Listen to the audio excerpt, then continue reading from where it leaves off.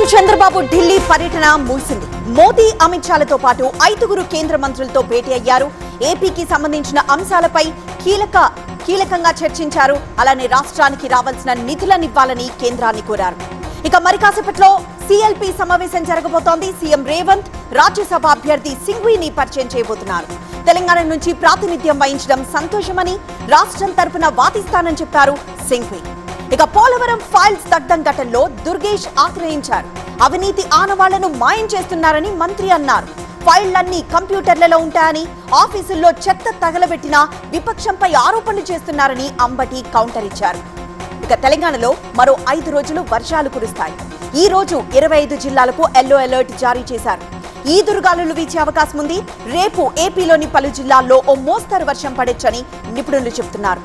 మరోవైపు కోల్కతా దారుణాన్ని సుమోటోగా స్వీకరించింది supreme court. Chief justice ధర్మాసనం ఈ కేసును ఎల్లుండి విచారించబోతోంది. ఈ కేసులో తృణమూల్, బీజేపీ నేతలిద్దరికీ నోటీసులు ఇచ్చారు. ఈ దారుణంపై విదేశాల్లోనూ నిరసనలు వెల్లువెత్తుతున్నాయి.